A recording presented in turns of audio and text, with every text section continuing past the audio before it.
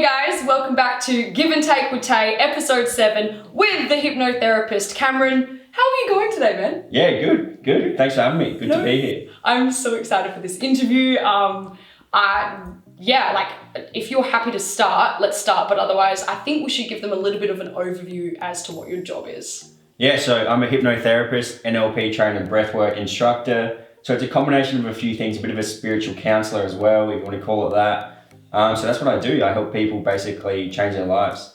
Wow. So overcome addictions, lose weight, overcome anxiety, stress, mental health issues. So yeah, that's all that stuff. Incredible. Oh my God, I'm so excited, Cameron. Well, if you're happy, let's get into it. Let's do it. So starting off the podcast, what was your life like growing up? Pretty standard. So I went to just a basic Catholic primary school, good years, played a lot of sport, pretty decent student, like got okay marks. Went to high school, got into a bit of trouble here and there, broke the rules a little bit, but overall had a good time. Pretty normal upbringing, I think. Nothing crazy. Bit of a badass. Bit of a hectic operator, you could say, but it was always pretty decent. Like got into trouble a little bit, but other than that. What was it like going to a Catholic school? It was fun, I loved it. Church you get a bit bored, but you'd sing all together and stuff like that. Like we went to church every Wednesday morning at the Catholic school. Like so at the school, you would have church? Across the road. So I went to St. Therese Primary School. A lot of people probably know St. Therese. It was cool though, just heaps good community, really small school, awesome people, loving people. Yeah, so church, I didn't think much of it back then. My grandma still plays the organ at church, so I've kind of been brought up in a Catholic family. Yeah. Can't say I'm religious, to be honest, although... Yeah. You respect it, it was lovely, you took good things from it. Definitely, for sure. Yeah. There's a lot of good things to come from it. The community element of a school like that was really cool. The social aspect, hanging out. All right, well, moving forward, in terms of your way of being and how you've lived your life, what experiences did you go through in order to realize, hey, I'm spiritual? A lot of things, honestly. So there was a phase of my life where I was pretty much a drug addict. So I was a drug addict. So I would drink a lot, smoke a lot, take a lot of drugs. I'd go out for weekends, stay up 3-4 nights straight. I was a bit of a basket case, you could say, in lots of ways. My mental health was bad. I was poor. I was just unhealthy. I was eating shitty food, and I was wasting my money, getting in trouble. So then I started meditating because I needed to build willpower. It came from not having willpower. I was a pretty normal kind of mainstream guy. I never thought of ever being spiritual, honestly. It just kind of happened to you. Yeah. So I started through meditation. So I was like, I need to bulk my prefrontal cortex because I needed to develop willpower. Yep. So meditation is one of the most scientifically proven ways to build willpower. So I just meditated pretty relentlessly, and I was made a commitment to myself to do everything I possibly could to get the best out of myself. Which also, because I'd done years of drugs abuse and stuff, meant that I had to go through a lot of past karma over 5 years and really reconnect with myself, because from the age of 15 to early 20s, I was doing lots of drugs. And as soon as when you're doing drugs, you're just constantly pushing down more stuff you don't want to face and polarizing yourself, which means disconnecting yourself from who you are. And that's kind of what I realized through meditation. By reconnecting with myself, I was like, man, I there's a lot to break through. Yeah. It took quite some time to really recenter with myself. But meditation, basically, the commitment to get the absolute best out of myself when I was in a pretty bad phase of life, which never wavered, is what kind of made me connect with spirituality, because all the answers came from there. Yeah, that was kind of your tipping point. You're look, this is my lifestyle, this is what I'm doing, what can I do now? And you just went to meditation, you realized, oh my God, there is so much there that I haven't dealt with. You started dealing with it, and you kind of started unwinding yourself to kind of just hit kind of zero again. Was that kind of what the process was like? Exactly that. Except when at the start of the journey, it was just I'm going to make my dreams come true. And I was adamant on that. And then throughout the process, because on an unconscious level, I felt so much lack and so much sadness and so much hurt and pain.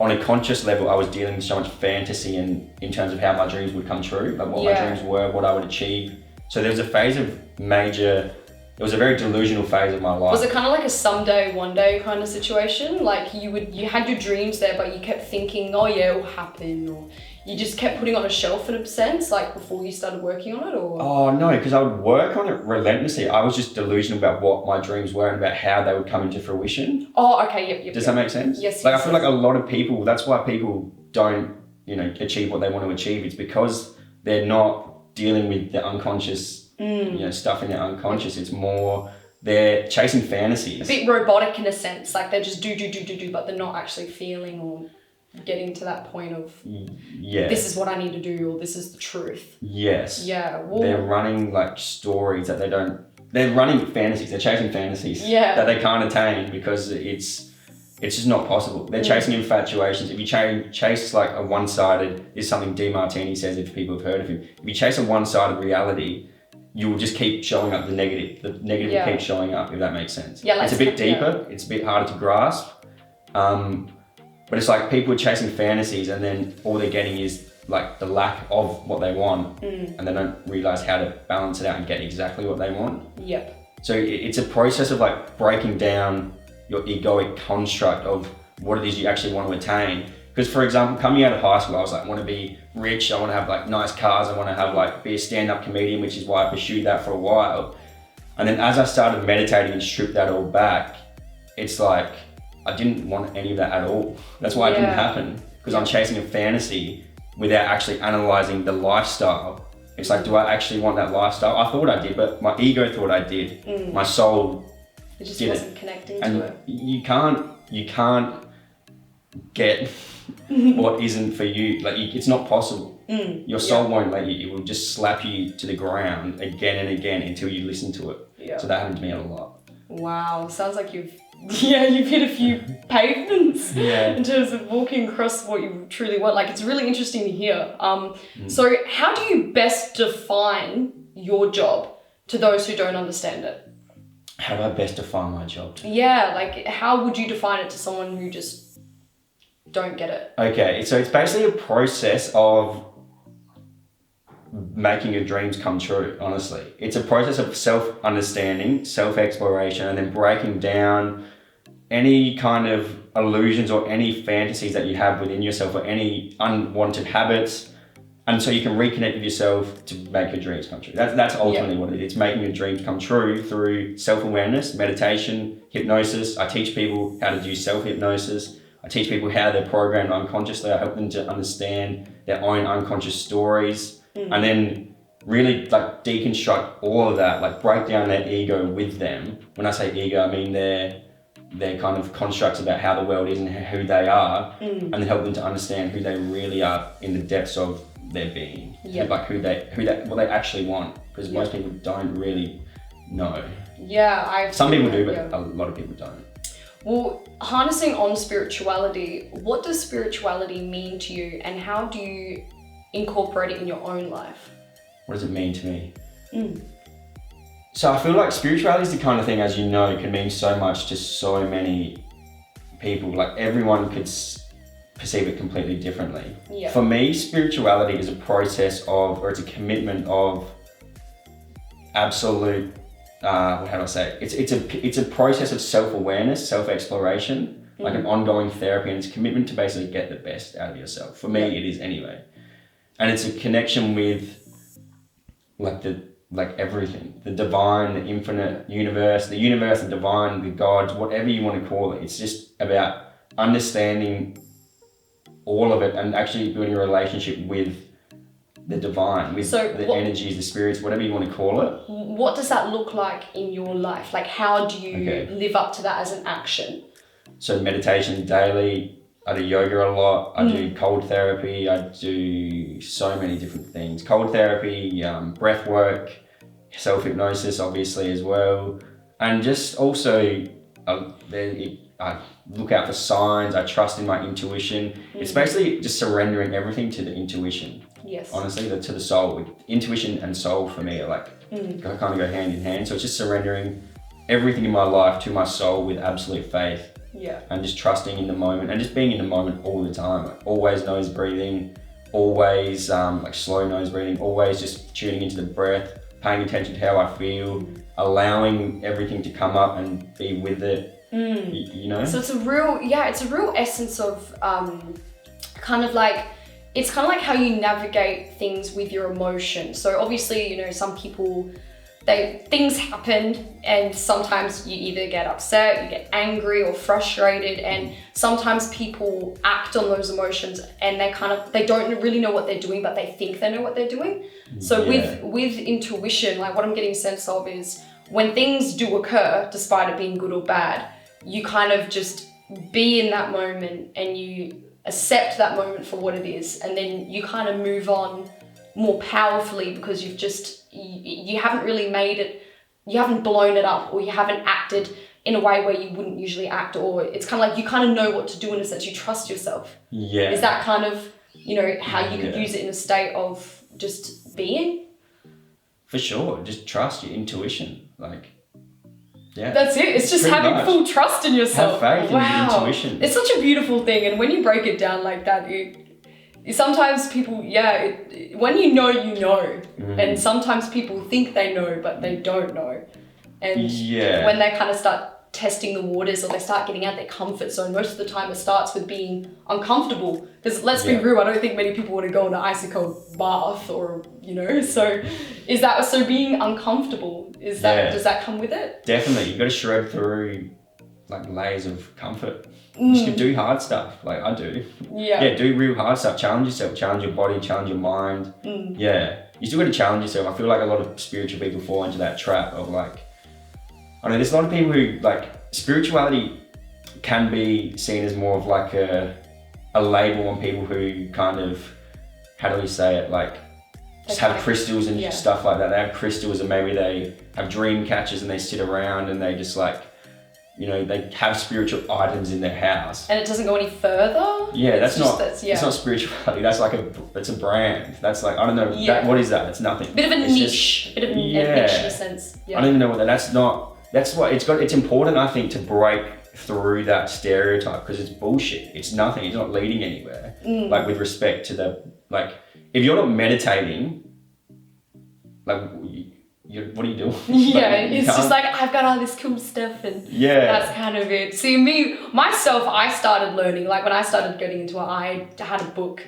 I got it from Kmart. It was as simple as that. And I started reading and I went into the history of it. So with me, I started in history and what spirituality meant to people in the past. And you know how they used the moon in terms of growing crops, the seasons, how people navigated the stars to be able to travel, you know, and that was, you know, thousands of years basically of human intuition in itself, being able to work out things. Yeah. And everyone back then, you know, times obviously were rough, they were different, so many different ways of being at the time. So I started with learning about that, the herbs, the rocks, and it was interesting. And I kind of took everything with a grain of salt. I didn't make it me, but I was interested. Yeah. So I think the start of it's being curious, is it not?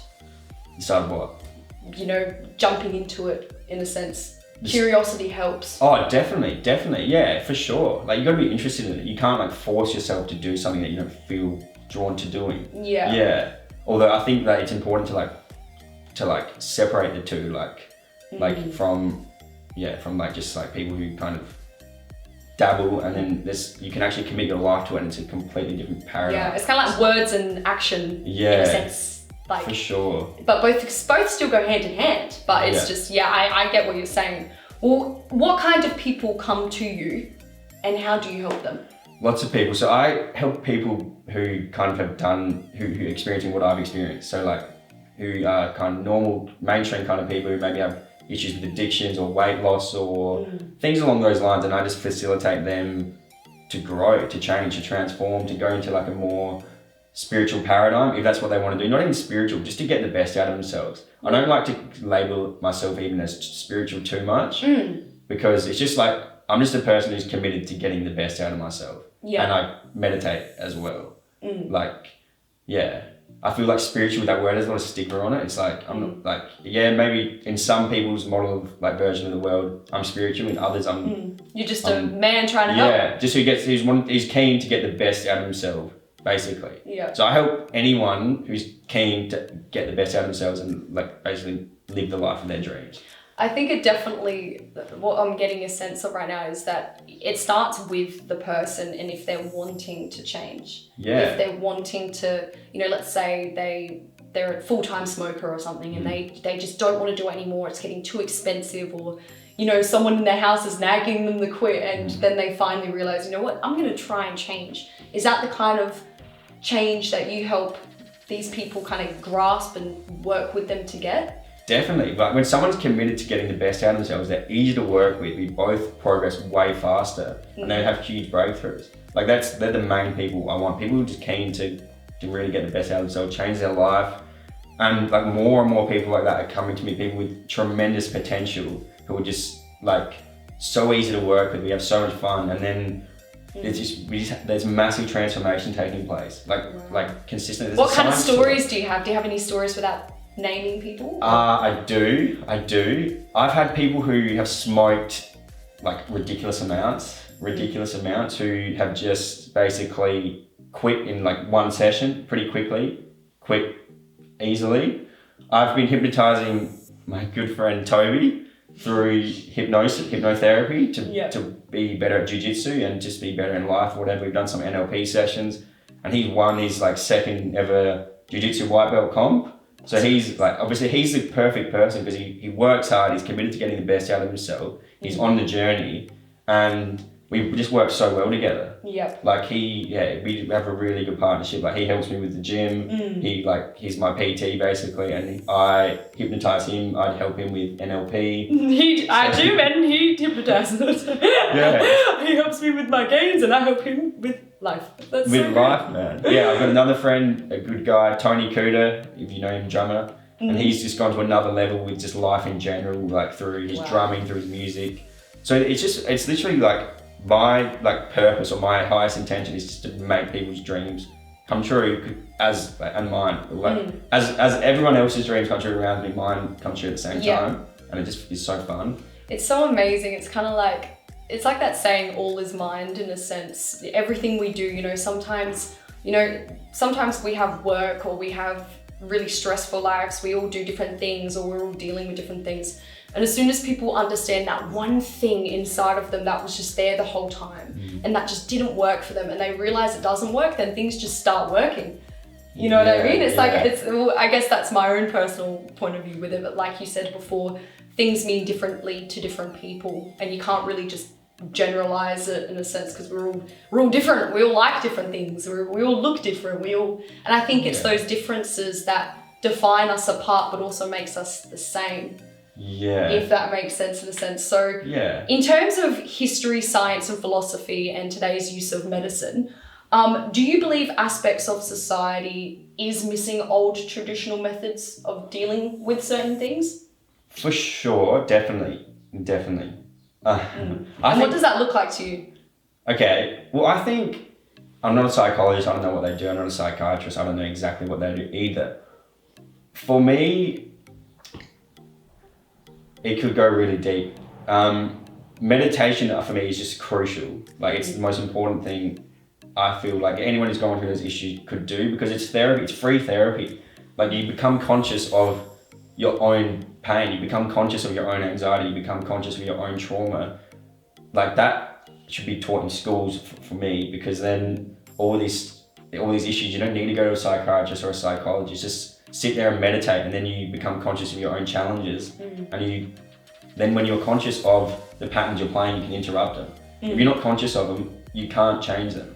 So you have to meditate, become conscious of them. Once it's like how they say, like once the light shines on the darkness, then it will become light. Like once the light shines on your unconscious patterns, then you take control over them. Otherwise, they run you. What, for people that don't understand unconscious patterns, what are unconscious patterns? So basically, the unconscious mind, I'll define the unconscious mind. The unconscious mind defined through NLP, how I've been taught, it can be defined in lots of ways. It's a very abstract thing, I would say.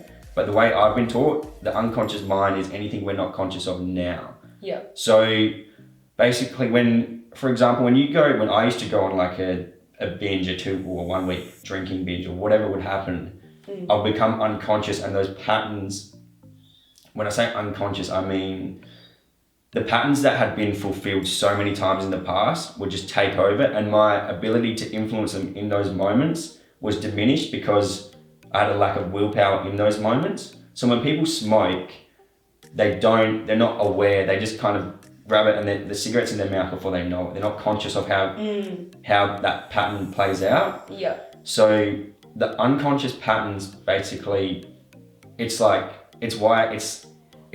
where all our habits are stored. It's where all our belief systems are stored. It's basically where our memories, our emotions, our values are just like programmed.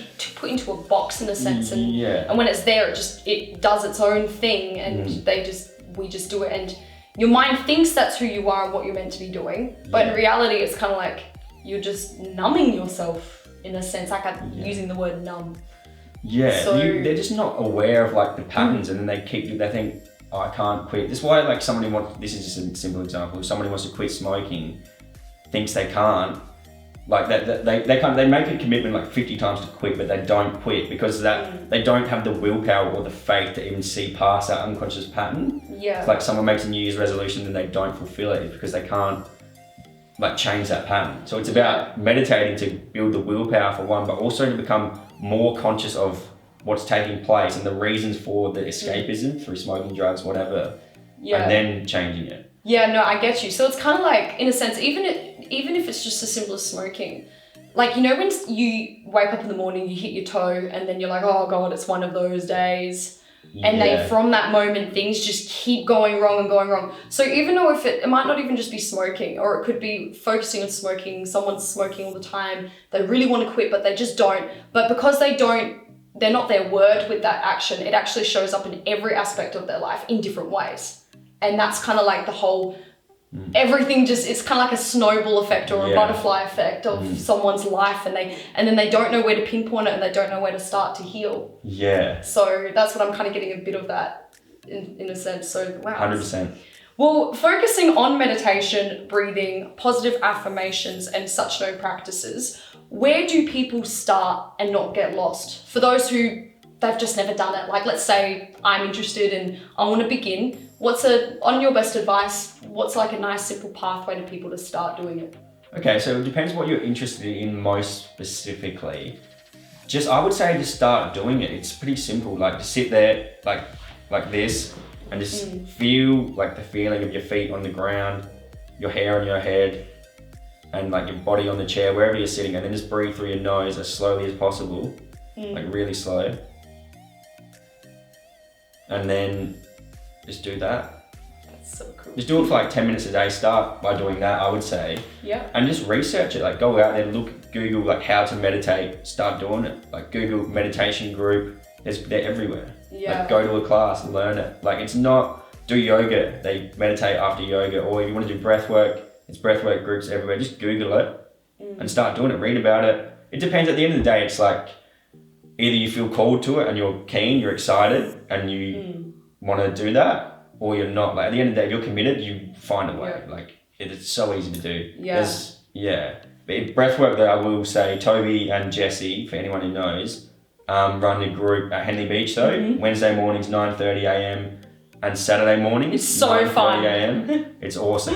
Well, for myself with meditation, when I first started, because I'm so boom, boom, boom, boom, boom, my brain is just like, it's just full on. Yeah. I'm constantly thinking. So when I first started meditating, I'd do it for 10 minutes and then it would be over and I'd be like, well, that was it? Like, I don't really feel any different. And then I would question it and I would overthink it because it was so hard for me at first. And obviously, I think an important aspect of meditation is when you do it for the first time, it's not the last. I think it comes with practice because when I couldn't turn my brain off. Like the first time I did it, I should clarify that because people expect that they're going to sit there and be able to stop their thoughts.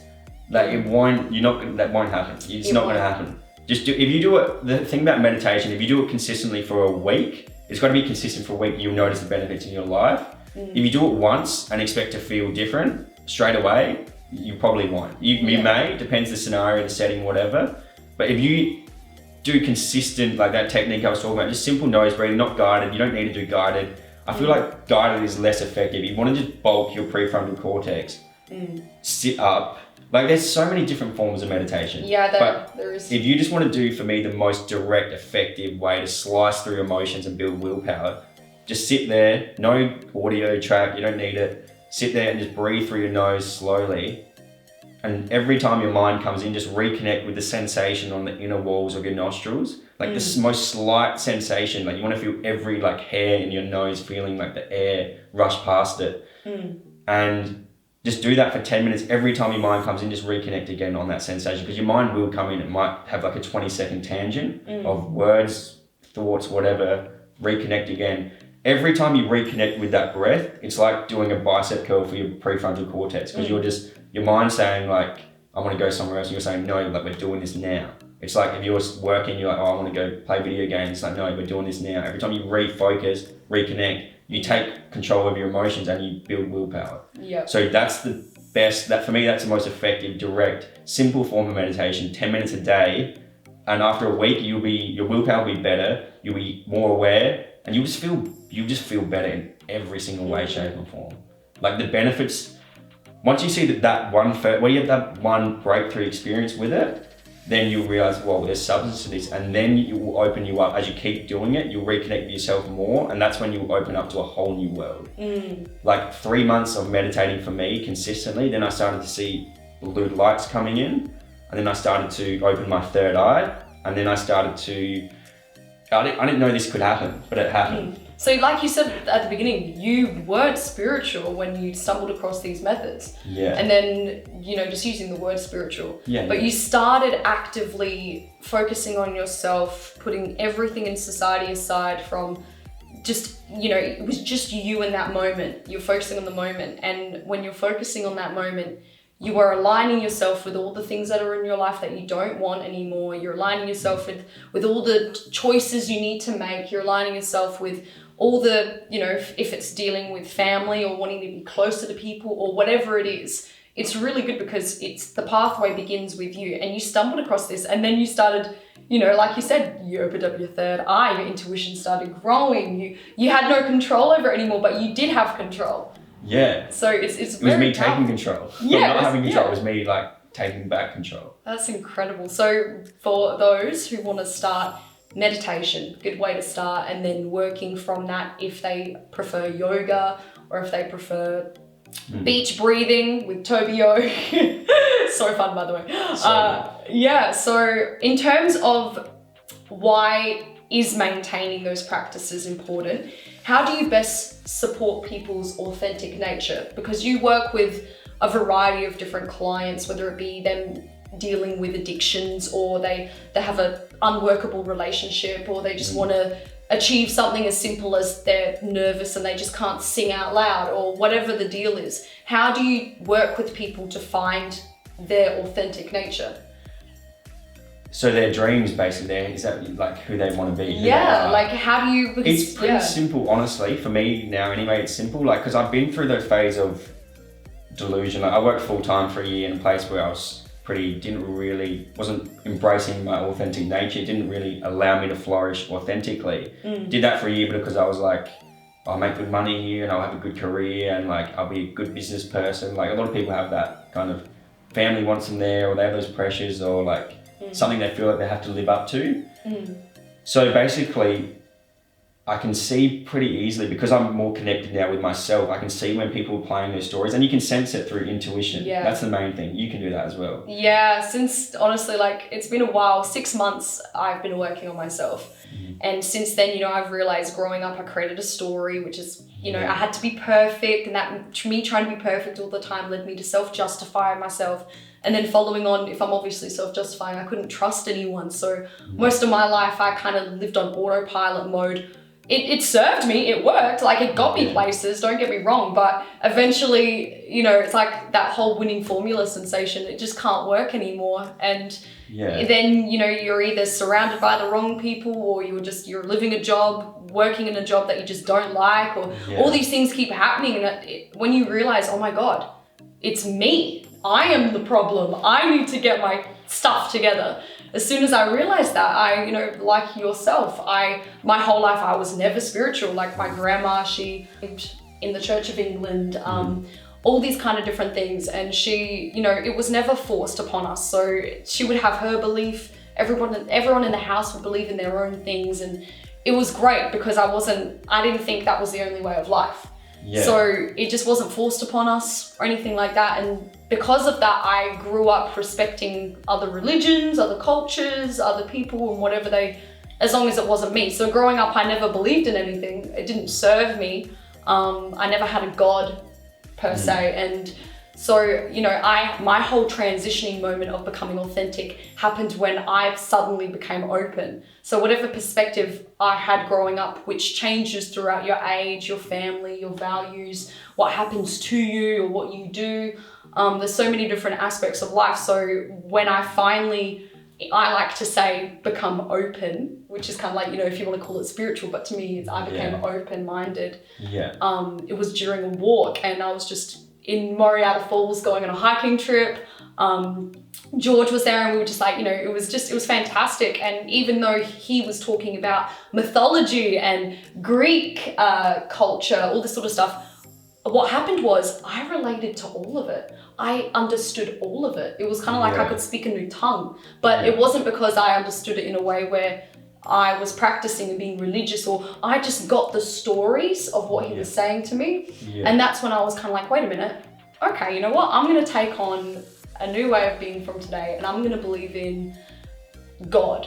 I'm going to focus, I just used that as the word, God, and I'm going to see what happens. And then from that moment, that's when I became curious. That's when I started reading more books, jumping into history, philosophy, science, everything. Like, I just wanted to look into all of it. And because I was fascinated by concepts, it didn't overrule me. So what I'm trying to say is, like, I became authentic. That's what authentic became to me. And that was kind of like my process with it. So and obviously I went through a lot of different things like we all do, but I understand that. So being authentic, when you work with your clients, you know, what's that like?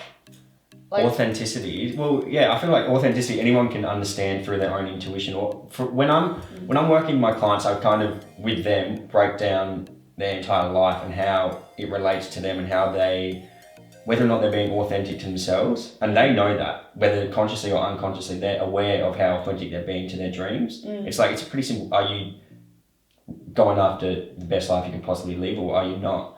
And through questioning and through my own intuition, just by reading someone's body language, you can tell if they're happy or not doing what they're doing. And they'll just tell you. Like, the clients I work with, they'll just say, no, I hate my job. But I feel trapped here, or I feel like I can't make money elsewhere. I don't feel good enough to go to the next level.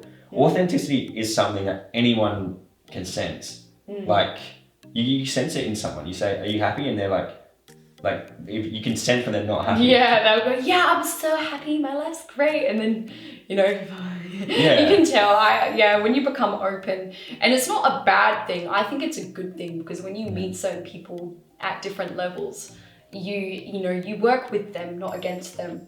And that's literally your job.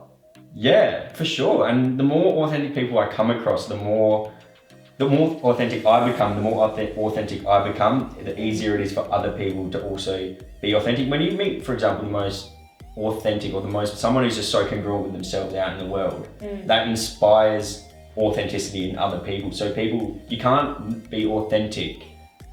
No, you can't be inauthentic in the presence of someone who's real authentic with themselves, because they'll just see straight through you, and then it'll expose you to like your own lack of authenticity. Does that make sense? Like, what I'm kind of getting is, like, if someone's behaving in a certain way, and you, let's just say, as simple as you're trying to impress them, or you want to be loved by them, you might behave like them, therefore you're actually cancelling yourself out, and you're not being yourself, and then you end up not... and then they don't like you because they'll be like...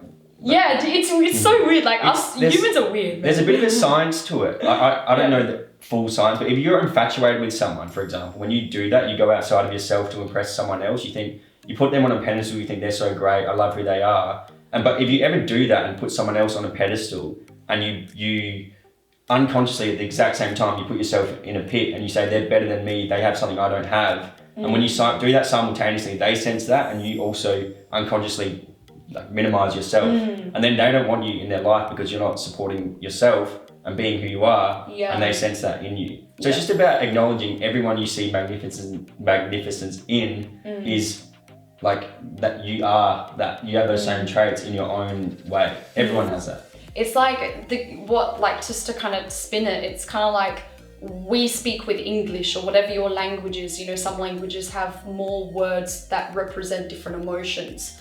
So when you're communicating with people, despite their intelligence, despite where they're from, all these kind of things that make up who we are, when you're communicating with someone, sometimes it's like in that moment, you might not realize it, or you might realize it later, which is fine. But it's kind of like the whole solar system, or being a planet. You know, everything goes around the sun, and if you're trying to be like other planets, and if you're trying to orbit everything, you're pushing it more away than actually taking it in and enjoying it.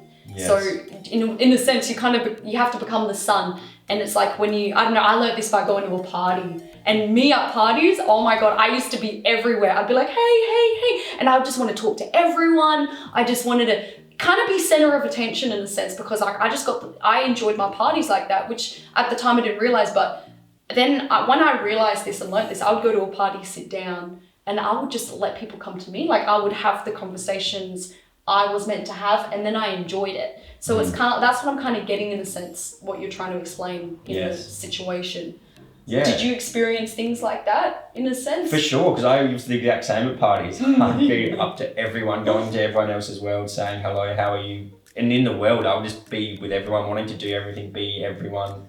And then as soon as you draw that back, like at first I was like, what's happening to me? I'm losing like a part of myself. I'm like changing. I don't enjoy the things I used to enjoy. But really I was just like tuning in on the things I do enjoy. And then the people that I appreciate the most would like gravitate to me, and the conversation, exactly what you said. Yeah. And I think that's a very important thing, especially in today's society. Like people love going out, exploring different venues, supporting local businesses, having a good time, having a cheeky drink of, and that nothing's wrong with the experience in itself. It's just how you behave in the experience.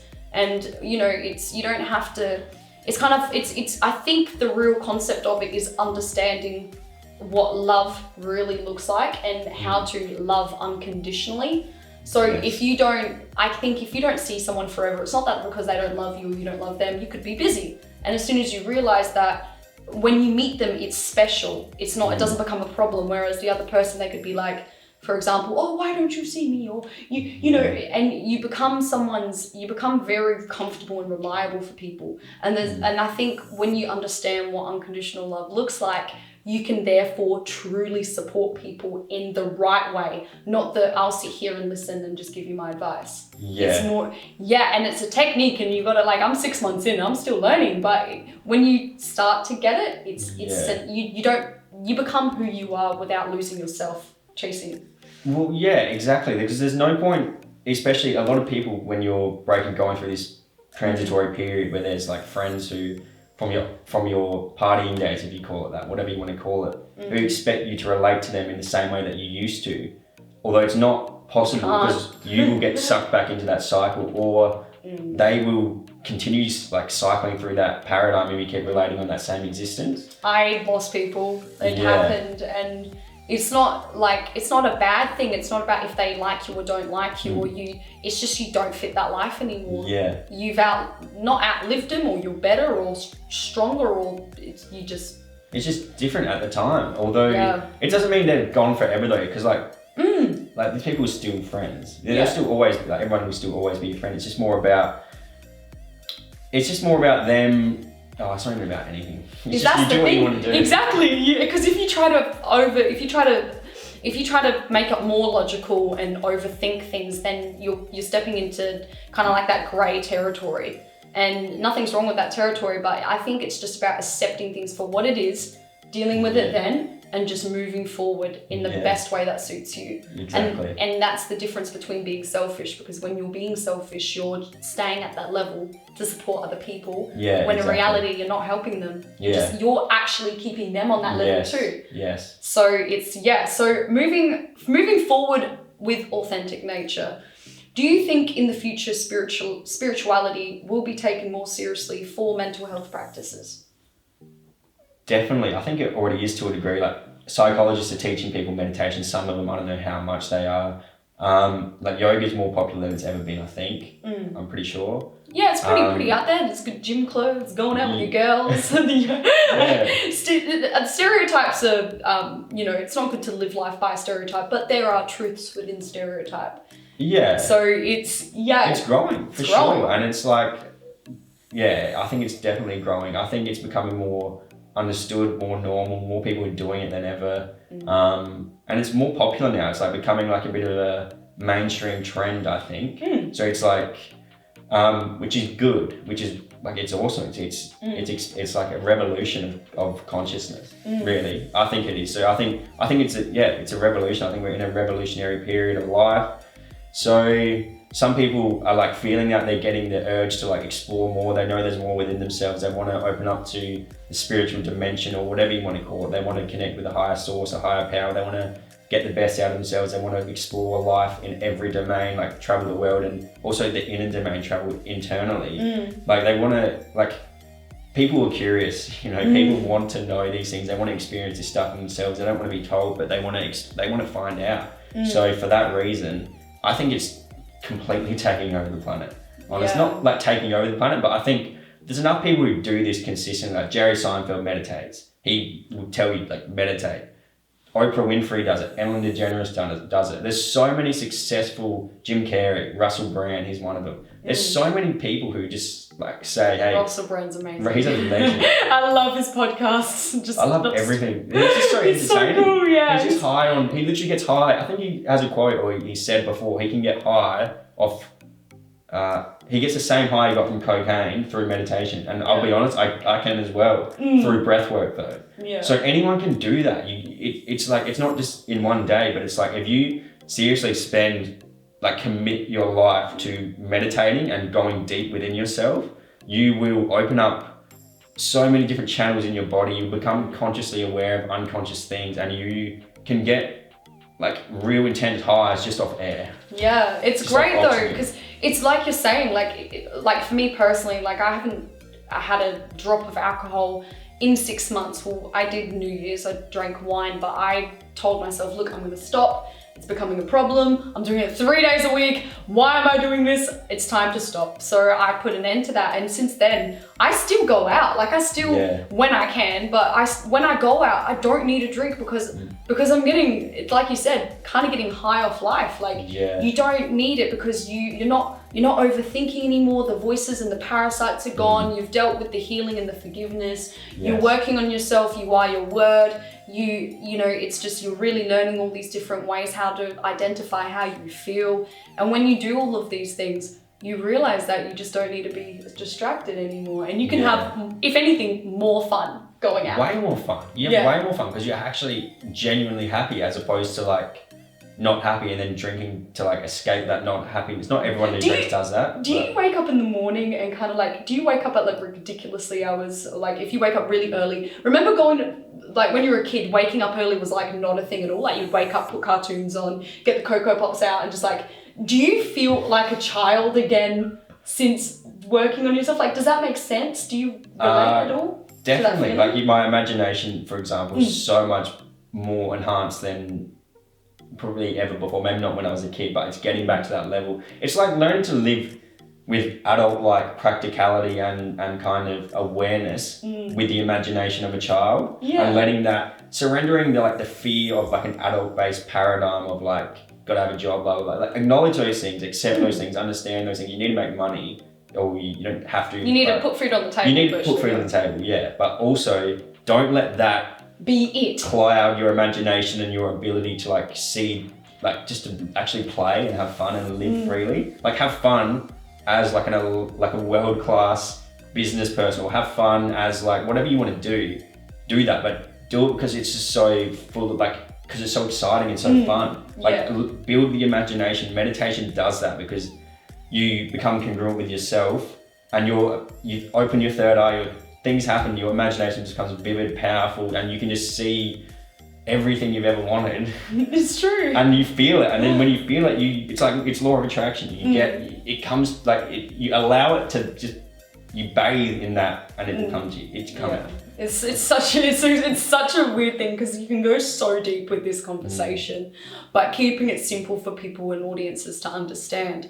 It's just really being in that moment, being present, acknowledge things for what they are, what's happened. And don't get me wrong, like, psychiatrists and psychologists do serve their purposes. They do help people. There's proven cases, but when it reaches a level of, if you don't want to go that path and you kind of want to just keep being yourself, doing it yourself, this is another way to do that without spending money. Because I know a lot of people who just they can't afford a psychologist, or they, some people, and they let that be their life. Oh, I can't afford things, so I can't go out and have a good dinner, or as simple as that. So what you're saying, it's great, because your techniques and what you're doing for others is solely for them to live their best divine purpose without having to live up to those expectations, putting people on a pedestal, or having all these things that we think are what we are when it's truly just not. The main difference between myself, the way I operate, and a psychologist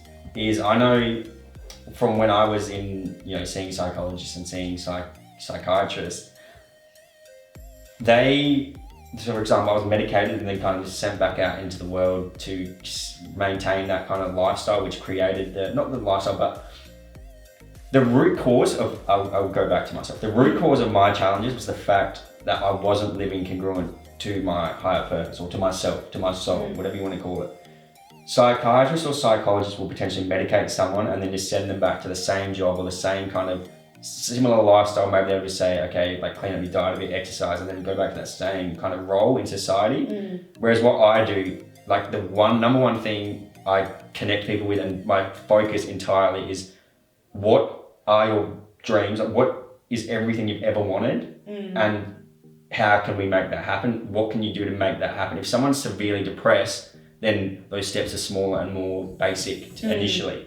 But the end goal is, what are your wildest dreams and how do we make that happen? Because that is how you don't have any mental health issues. Yeah. If you're band-aiding it with medication and then you're just fitting back into a system, it's not solving anything. It's going to come back, and it either will come back in a different form, or like you have financial stress, or you have something will go wrong. It's like your focusing will change to, maybe you think it's solved. Oh yeah, I'm not worried about money anymore. But then this comes along, and then you're focused on that, and then that becomes your life again, and then it keeps leaking. So instead of changing for yourself to feel and be better, you might feel better in that moment, but it only lasts so long. It's like those little moments of it, and then you think that's it. I just get moments of it, when in fact you can have it forever, and it's a thing that you feel, and you can't just give it to people. Like, you can't just touch someone and bang, but it's hard work, and working on yourself, it's a long process. But if you're, like you said, if you have the willpower, it's just having the belief, the faith within yourself, the belief to be able to get up, make your bed, do those simple things. Just trust the process, because it's simple. There's like a science to making your dreams come true. Align with that, like, go within yourself, and just every day, like, ask yourself the question, what do I have to do today for all of my wildest dreams to come true, and do it. And then just start from there. Just do that. Like, make that your It's just life. It's actually just doing stuff. You just gotta, keep doing it. You're just doing things, and it's great. And so for that, and for the future with spirituality, and like you said before, you said that people are getting into it, people are meditating, people are tuning into their favorite podcasts, people are starting to actively do it. And do you think that's because we've had this, despite coronavirus in the past year and 12 months and how full on it's been, do you think that's been a good reset for people in a sense? Definitely. Yeah. Well, I think there's so many factors at play, which go so deep, I can't really explain, honestly. Yeah, that's fine. Astrologically, whatever you want to call it, spiritually, destiny. I believe in destiny. I never used to. I do now, for so many reasons. Although for sure, everything happens for a reason. And I think that coronavirus just shook things up energetically on the whole planet. And I think certain people are now more aware of their unconscious stuff that was happening unconsciously. It's come up for them now. And other people, it was the complete opposite. Like I was so depressed at that time. I was really bad, and it kind of finally got me to the other side. I was like, all right, now it's like done the hard work. Now I can like chill out a bit. That was me for 3 days. Like uni went online, gyms closed, I lost my job. It was just, so for 3 days, so everyone felt it in some way. So yeah, I think definitely it played a big part in the shift. Like you said, but so what are your biggest tips to get through difficult stages of life? Meditation for sure. Cold therapy, like going in cold therapy for me was so powerful because I was severely depressed, had psychosis, drug addictions, whatever, all these things. I just went and I made a commitment. I'm going in the cold water in the winter every day for the winter. So I did that. And doing breath work and then going in the cold and just being like in a storm in this like hectic ocean it just like cleansed my entire spirit, gave me willpower again. That's the main thing. It's just like, if you're really in a struggling mental state, just conjure up the will. You got to conjure up that willpower just to shout out Wim Hof. Change the cycle, like shred through that, do uncomfortable stuff, like slap yourself around in whatever way. Cold. Like you can do like a 1 hour gym workout, but for me, the cold was like that in 5 minutes because you really don't want to do it. It's like, you know it's going to be cold, uncomfortable, but you just do it. And then, and then you've done it. Yeah. And the other thing is be real to yourself. Like you've got to go after your dreams, absolutely, with absolute faith. Don't worry about what your parent wants you to do. Don't worry about what anyone else tells you to do. You in yourself know what you want to do, whether it's you're conscious of it or not now. Everyone knows like who they are, what they want to do. Make your absolute priority tuning into that and finding that and going inside and like bringing that out of you in whatever form that will be. It could be art, for you it's interviews and everything you do. For everyone else it's something different because we're all different, although make that your absolute priority because that's who you are, that's where your dreams are. And it's actually easier to make your dreams come true than what people think. Because all you actually have to do is connect with yourself and let go of everything which you are not, which is done through meditation, through yoga, through cold therapy, through all this stuff. So it's not like, don't worry about like, oh, I'm never going to be as good as that person. I can't do what they're doing. Can't do that. Don't compare yourself to anyone else because you're not them. You never will be them. That's how you just keep beating yourself up and keep that cycle going.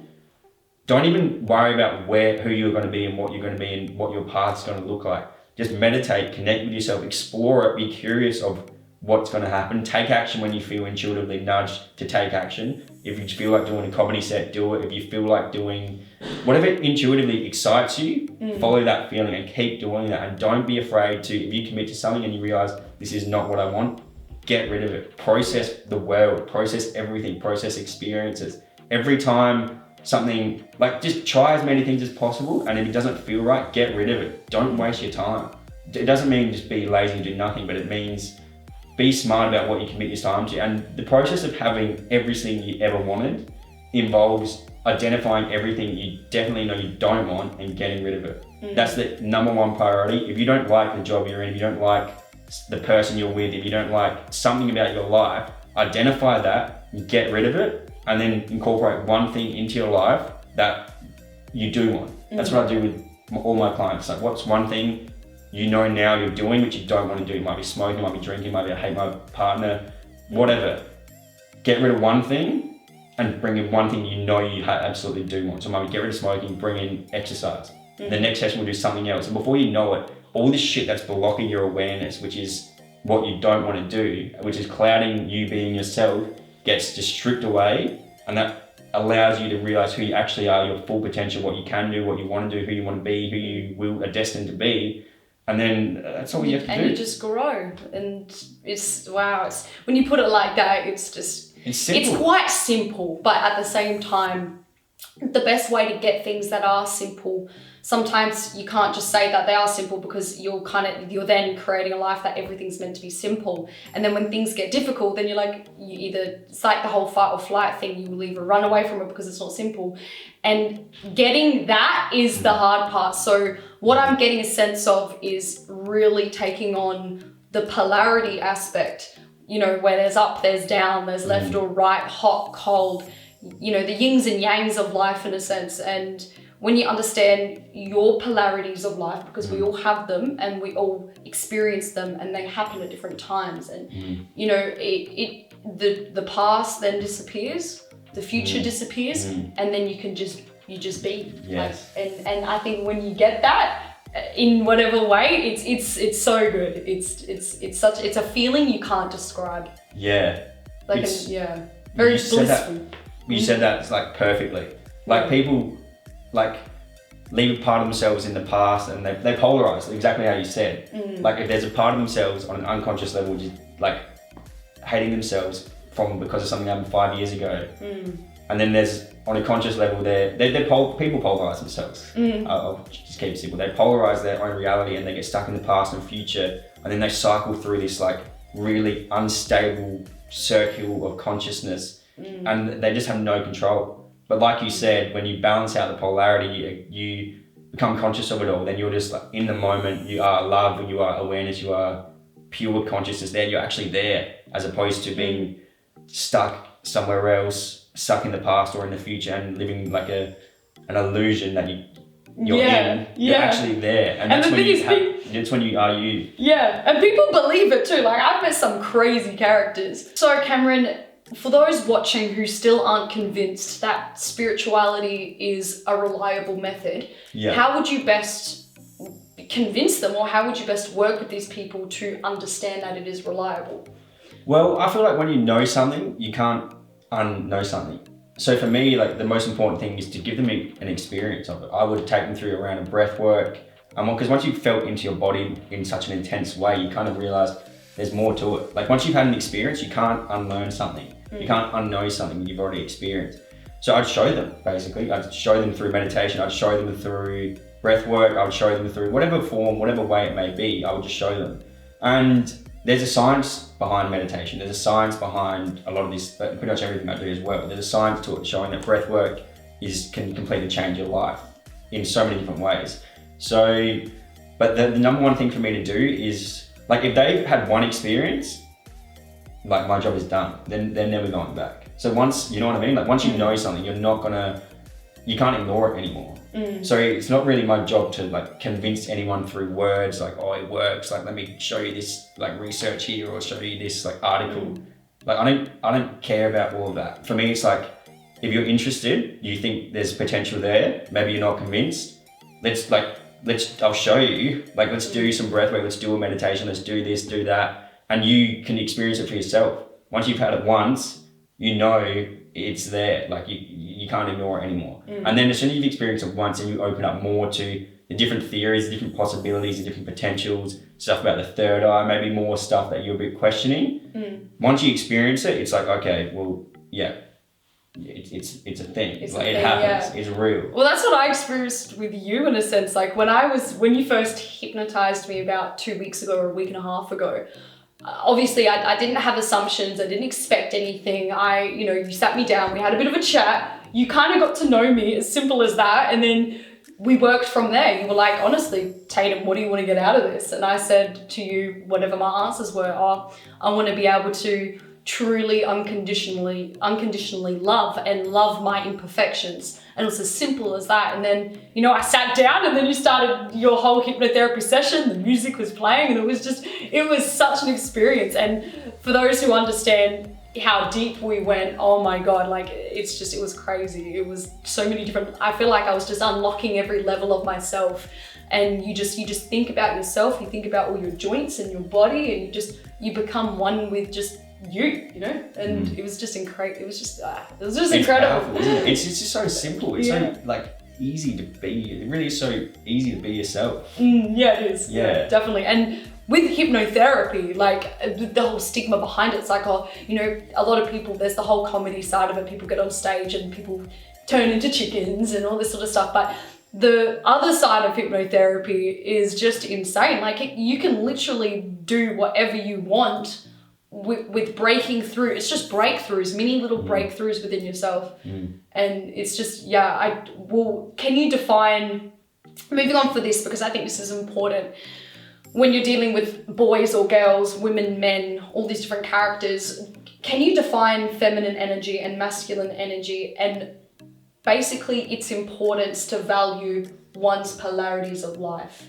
Yes. I know it's a big question, but I think because, you know, when you have girls coming in or men coming in, they might be dealing with certain things and, you know, one can't work without the other in a sense. Yeah. So can you explain that with your methods? Yeah, well, so I think that everyone is, like, they both serve the purpose, masculine energy, feminine energy. So for those who don't know, masculine energy like pushes, feminine energy receives. Like when they're having sex, masculine energy goes, feminine energy like receives that energy. So the emotions kind of, there are more masculine emotions, more like pushing emotions, like more push, or there's more like pull, more receiving, more allowing, more holding space, more feminine energies. You can feel which mode you're in at specific times. You can feel when you're in a more like go out and hunt for whatever you want, your money, your food, your work, when you're hunting and hustling, so to say. And you can see when you're receiving love and being with your family, and like you feel those differences. So they both serve a purpose at different times in your life. You need both, like, and you want to develop both. So that's crucial. Through meditation, you balance that out. I feel like this is like a bit of an observation I have of the globe, so to say, which I've seen, which I think is pretty evident, is that men, to a degree, overall, are more suppressed in the feminine traits. So you go to a football club, like real male coach, real blokey culture, it's like, it's real like aggressive, real masculine, real like manly, like not much emotional, no like, you don't show your emotions, you don't like reveal weaknesses, things along those lines. It's very like, men on a global scale from what I see are suppressed in their feminine, which is slowly changing though, and women on a global scale are more suppressed in the masculine, in terms of like the career, like going out and getting money, in terms of like being more forceful, usually they're more passive, like less agreeable, not always, but like overall, women are more agreeable, they're more, just more passive, more feminine in nature. Although from what I see, the trends that are changing, women are kind of standing up for themselves more on a global scale, which is awesome. They're taking back their power, they're wanting, all these changes are gradually occurring, whereas men at the same time are more embodying the feminine nature, because that's in them. And if they don't embrace that, then that's when you get like a real toxic masculine culture of like knocking people out, and like that real like suppression of the feminine. Because if you suppress the feminine in someone else, you're like, oh, you're a pussy, whatever you call them. It's because you're so afraid of the feminine nature in yourself. You're so afraid to be vulnerable because you've been hurt in the past, whatever it is. And then you suppress that in someone else because you don't want that feminine nature to come out in them, because then you have to embody it as well. So it's all about balancing that out through men, allowing men to come show and be like express, feel their emotions, and for men to acknowledge that it's okay to do that, and to hold space for men to do that, because all these, for that reason. And then for women to kind of like take their stride, get what they want, go out and get what they want, hustle for what they want, fight for what they want. You're a good example of that, like going out and making, like hustling in that business, masculine business world, if you could call it that. And embracing the masculine that exists within them to balance out ultimately the entire globe, so that all men and women can be more authentic and more congruent in who they are, instead of like men being over masculine and like dismissing their feminine side, and then women being over feminine and dismissing like the fire that exists within. Then relationships will be better, people will be happier, the whole world will be better, because a lot of the issues arise from, you know, from men not acknowledging their feminine, and from women maybe not embracing their masculine. So domestic violence, a lot of things like this, emotional issues will just dissolve as this balances out. Yeah, well, even touching on that, for those that don't understand masculine or feminine energy and all that kind of stuff, like for example me, like growing up, you know, I had 3 younger brothers, I was, you know, real fighting on the couch, and you know, so I grew up kind of a little bit rough, but that's my story. But in touching on that, it's incredible, because when I came and saw you, my purpose, because I'm such a goer, let's say, like I like working for myself, I like working for other things, I like, you know, I like going out, doing what I feel is right for me and all that kind of stuff, and it's just great because it goes hand in hand with my job. But when I came and saw you, my feminine side, so I'm so masculine doing all these cool things, but my whole feminine side was lacking itself in terms of how I express my love and how I do love in terms of personal relationships, family, all that kind of stuff. So seeing you, it was to accept my imperfections, which also I am currently working on, to allow me to really embrace my feminine energy and still have that real care factor, that real nurture experience with whoever I'm with and all that kind of stuff. So I think, like the question itself, masculine, feminine, it's in both sides, and it's just the balance of being both, or, if you're more, nothing's wrong with if you're more girly, and like, I like wearing girly clothes and things like that, but I still have a real, I go out and do what I want and I work. So, and I can't ignore that, because if I ignore that, then I won't be happier in the other side. I won't be happy if I ignore that. I won't be real happy in that side. So you've explained it really well. Like, it's cool, and that's cool. It's a bit of a simple explanation. It's a generalization overall, although it's pretty evident. Yeah, and it's just, once you know it, and then you're just working on it. So also, if you had a magical wand and you could be, if you could support spirituality and give people the opportunity to seek their own truths of life, what would you change in the world and why? How would you help support what you're doing at a global level? Okay. If you could change anything or bring something in, or what would you suggest? A simple one is, if I had a magic wand, I would just give everyone one experience of their full infinite potential. So everyone experience that once, and once you experience that, you're never going to go back. There's more, and you're going to hunt and find that, because it's in you, it's who you are. So if I could give everyone that experience, I would do that. On like a political thing, or like through the schooling system, I would just have people meditating from the age of 4. From day one, I would just change the whole education program and make it about self-discovery as opposed to kind of fitting anything else. That would be the number one priority. Who am I, and what do I value most, and who am I, and what can I do? I want to make people go sit and learn necessarily all these things that we have to learn until they're 18 years old. It would just change up this whole school system completely. But a simple change would be have everyone meditating. That's a powerful one. Well, moving forward, for those interested in what you're doing for society, how do they best get involved and support you? So suss out my website, www.ccabraham.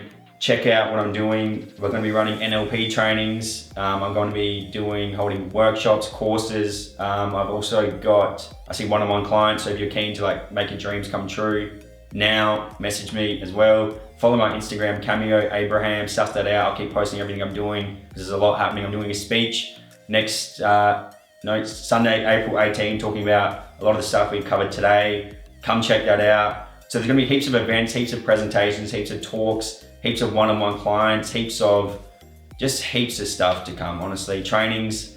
So there's heaps of stuff in the pipeline. Follow my Instagram, look at my website, follow my Facebook page, Cameron Abraham, just Cameron Abraham. I'm going to constantly be pumping out just everything I do, everything. That's exciting. So much stuff. Woohoo! Well, thank you so much.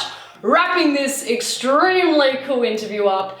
My final question for you is there any last words you believe the audience would benefit from, or if there's anything you would like to kind of say? Ask yourself today, what are my wildest dreams?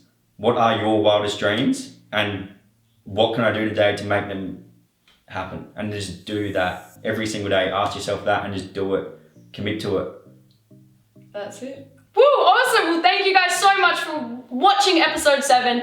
Thank you so much for coming on, Cameron. It's been a blast. I'm super excited for you and your future and what you're doing for society. This interview's been, I'm excited to conquer my next day, my next dream, everything. So thanks for coming on. Thanks for having me. No, awesome. See you guys.